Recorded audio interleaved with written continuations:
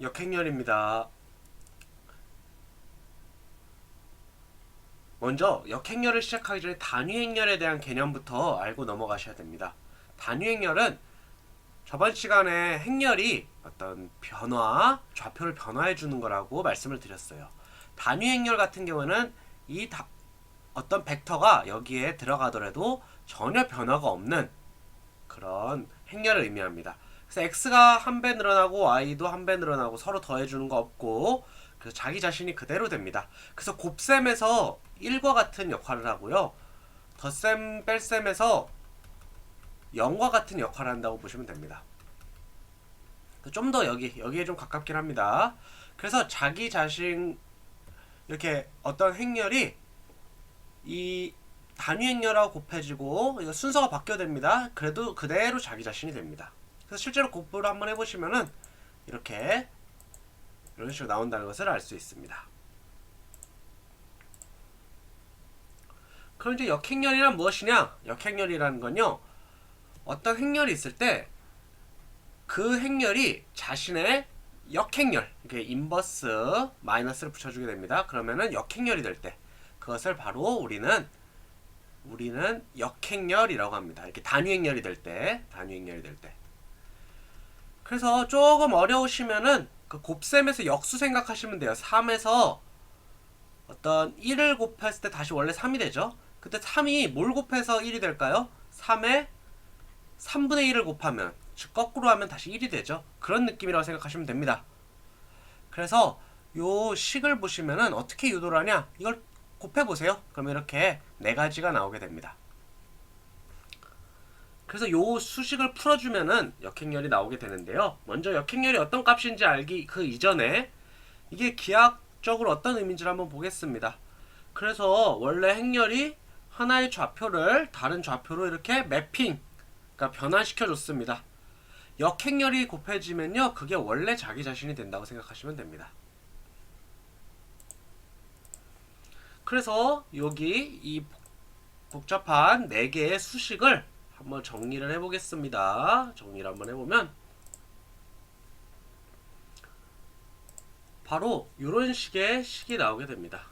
한 번 정도 유도해보세요. 저도 그 고등학교 때 선생님 해보라고 해서 딱 한 번 한 거 외에는 한 번도 한 적이 없습니다. 그래서 이런 식으로 하고 그 다음부터는 외워주시는 거를 추천드려요. 그래서 A, B, C, D 있을 때, A, B, C, D 있을 때 얘네 둘 곱하고 빼기 얘네 둘, 그걸 밑에 넣어주시고, 얘네 둘은 순서 바꿔주시고 얘네들은 마이너스 붙여주시고, 이런 식으로 되는 게 바로 역행렬이라고 합니다. 수식을 한번 풀어보겠습니다. 이런 행렬일 때 판별식, 그걸 판별식 안 했네요. 판별식은 참고로 요걸 판별식이라고 그래요. AD-BC를. 왜 판별식이라 하냐면 이게 0이 돼버리잖아요. 그럼 역행렬은 존재할 수가 없어요. 0분의 1이 뭔데요? 무한대잖아요.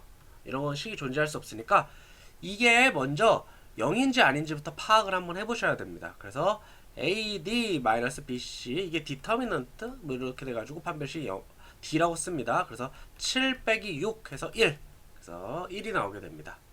그러면은 역행렬 구해보라고 했을 때 어떻게 구해져요? 판별식 1분의 1, 그 다음에 바꾸고 마이너스 붙여주고 이런 식으로 구하게 됩니다. 그러면은 1이니까 이런 식으로 쉽게 구할 수 있습니다. 그래서 역행렬 같은 경우는 실제로 어떤 x 이런 좌표가 있었을 때 행렬을 만나서 다른 좌표가 됐어요. 그러면은 원래 좌표를 알고 싶잖아요. 원래 좌표를. 그럴 때는 어떻게 해줘요? 이 x가 이렇게 넘어간다고 생각하시면 됩니다. 여기로 넘어간다고. 그래서 이 a가 넘어가는 거죠. a가 넘어갈 때 인버스로 바뀌게 됩니다.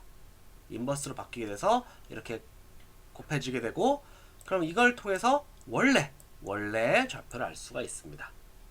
그래서 요거 한번 구해 볼게요. 이렇게 되면은 이 상태에서는 x는 a-b 마이너스라고 하면 안 됩니다. 사실 인버스 뭐 이렇게 해야 되는데 이런 식으로 쓰게 되고요. 그렇게 되면은 원래 x는 좌표가 어떻게 돼요? 아까 기억이 안 나네요. 기억 나는 바로는 아마 이렇게 됐던 것 같은데, 그 다음에 3 1 이렇게 돼가지고 요거 그대로 풀어주시면